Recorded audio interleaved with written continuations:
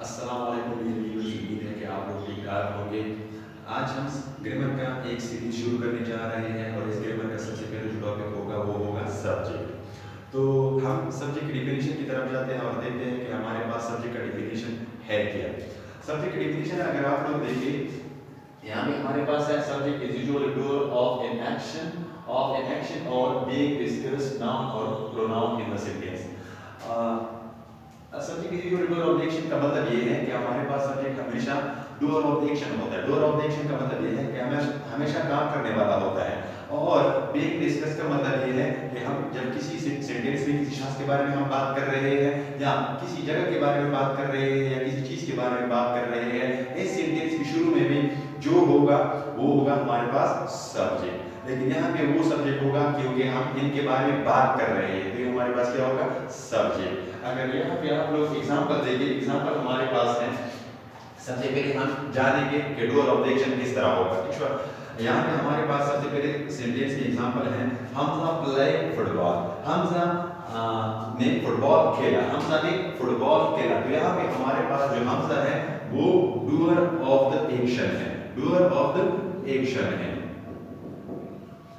और अगर आप सेकंड एग्जांपल में देखें, Hamza is a good player. तो यहाँ पे अगर आप देखें फर्स्ट सेंटेंस में हमजा प्लेड फुटबॉल, हमजा ने फुटबॉल खेला, तो यहाँ पे हमजा हमारे पास जो है डूअर ऑफ द एक्शन है। अगर आप सेकंड एग्जांपल में देखें, Hamza is a good player, तो इसका मतलब ये है कि हम बात कर रहे हैं हमजा के बारे में कि हमजा अच्छा खिलाड़ी है। तो अगर आप देखिए हमजा हमारे पास है या नहीं है, लेकिन हम इनके बारे में बात कर रहे हैं, तो जब हम किसी शख्स के बारे में बात करेंगे तो वो भी हमारे पास क्या होगा? सब्जेक्ट होगा।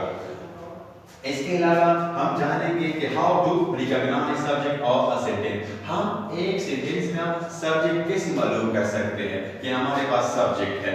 तो हम क्या करेंगे? सबसे पहले हम पुट करेंगे पुट हु और व्हाट बिफोर अ वर्ड। हम क्या करेंगे? सबसे पहले हमारे पास जो सेंटेंस में वर्ड है, इनसे पहले हम वर्ड को पुट करेंगे या हु को पुट करेंगे। वर्ड हम इन चीजों के लिए पुट करते हैं जिसमें सांस ना हो, और वो हम इन चीजों के लिए पुट करते हैं जिसमें सांस हो। अगर आप इनका एग्जांपल देखिए, यहाँ पे हमारे पास एग्जांपल है दिस पेन राइट्स वेल। मतलब मैं कहता हूँ कि फॉर एग्जांपल ये तो मार्कर है, मैं कहता हूँ कि दिस मार्कर राइट्स वेल, ये मार्कर अच्छा लिखता है, तो इसके लिए मैं वर्ड इस्तेमाल करूंगा। क्यों वर्ड इस्तेमाल करूंगा?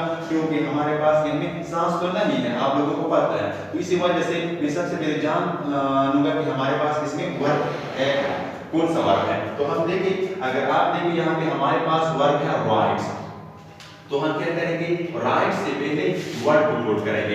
अगर आप देखिए यहाँ पे एग्जांपल में है व्हाट राइट्स वेल, क्या अच्छा लिखता है, क्या अच्छा लिखता है। अगर आप ऊपर सेंटेंस में देखिए और नीचे सेंटेंस में देखिए, फर्क सिर्फ ये है वहां पे भी राइट्स है, मतलब वर्ड मौजूद है, यहाँ पे भी राइट्स मौजूद है, यहाँ पे भी मौजूद है और यहाँ पे भी वेल मौजूद है। अगर आप देखें तो मतलब यह है कि हमारे पास ऊपर सेंटेंस में दिस पेन जो है वो सब्जेक्ट है। अगर आप सेकंड सेंटेंस में देखिए, Mustafa is an English teacher, तो अगर हम क्या पुट करेंगे? यहाँ पे हमारे पास मेन वर्ब तो नहीं है, यहाँ पे इस हमारे पास हेल्पिंग वर्ब है, लेकिन इस मेन वर्ब काम करते हैं, तो हमारे पास क्या होगा? हम यहाँ पे हु को पुट करेंगे। क्या पुट करेंगे? हु को पुट करेंगे। Who is an English teacher, तो obviously who is an English teacher, ऊपर जो सेंटेंस है वहां पे सिर्फ हमने मुस्तफा नेम की जगह हु को पुट किया, तो हमारे पास मुस्तफा क्या हो गया? सब्जेक्ट हो गया। अगर इसके अलावा इसके टाइप्स देखें तो इनके तकरीबन 3 टाइप्स हैं। कितने टाइप्स हैं? 3 टाइप्स हैं। और सबसे पहले जो टाइप्स है वो है हमारे पास सिंपल सब्जेक्ट। तो हम इनकी डेफिनेशन की तरफ जाते हैं और जानेंगे कि हमारे पास इनका डेफिनेशन है क्या। तो इनका डेफिनेशन हमारे पास इस तरह है, अ सिंगल नाउन और pronoun it works as a subject, it works as a subject of a sentence. हमारे पास जब सेंटेंस के शुरू में एक सिंगल नाउन है या एक सिंगल प्रोनाउन है, मतलब एक सेंटेंस में हमारे पास या तो एक नाउन होगा या एक प्रोनाउन होगा। जब हमारे पास इस तरह के सेंटेंस हो जिसमें हमारे पास एक नाउन हो या एक प्रोनाउन हो, तो इसके लिए इसको हम कहते हैं सिंपल सब्जेक्ट। अगर आप इनका एग्जांपल यहाँ पे देखिए, हमारे पास सबसे पहले सेंटेंस का एग्जांपल है वो ये है कि he is a nice boy, वो एक अच्छा लड़का है। तो अगर आप देखिए यहाँ पे हमारे पास ही प्रोनाउन है, लेकिन एक प्रोनाउन है। हमारे पास शर्त ये है सिंपल सब्जेक्ट में कि हमारे पास या तो प्रोनाउन होगा या नाउन होगा। अगर प्रोनाउन है तो भी एक होगा, अगर नाउन है होगा तो भी एक होगा। तो अगर आप देखें he is a nice boy, तो हमारे पास एक ही प्रोनाउन है। अगर आप सेकंड एग्जांपल में देखिए, अहमद वर्क्स हार्ड, अहमद जो सख्त मेहनत करता है, तो इसका मतलब ये है कि यहाँ पे हमारे पास नाउन है, लेकिन एक नाउन है, एक नाउन है। जब हमारे पास सेंटेंस में एक नाउन हो या एक प्रोनाउन हो, तो हम इसको क्या कहेंगे?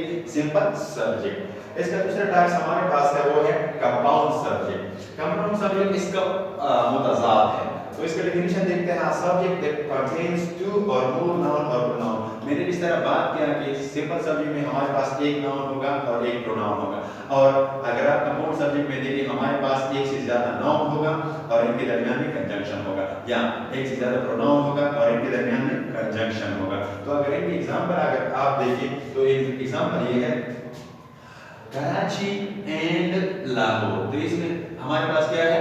एंड है। तो Karachi and Lahore are the biggest cities in Pakistan. Karachi और लाहौर जो है वो पाकिस्तान के सबसे बड़े शहर हैं। तो अगर आप देखिए यहाँ पे हमारे पास दो नाउन हैं, कराची भी है और लाहौर भी है। अगर हम देखिए ये हमारे पास नाउन के टाइप्स में आते हैं, अगर प्रॉपर नाउन में, लेकिन इनके दरमियान में हमारे पास क्या है? कंजंक्शन है। तो एक से ज्यादा नाउन हो या एक से ज्यादा प्रोनाउन हो, लेकिन इनके दरमियान में कंजंक्शन जरूरी है। तो इनके दरमियान में जब कंजंक्शन आ जाए तो ये हमारे पास क्या होगा? Compound noun, sorry compound subject होगा।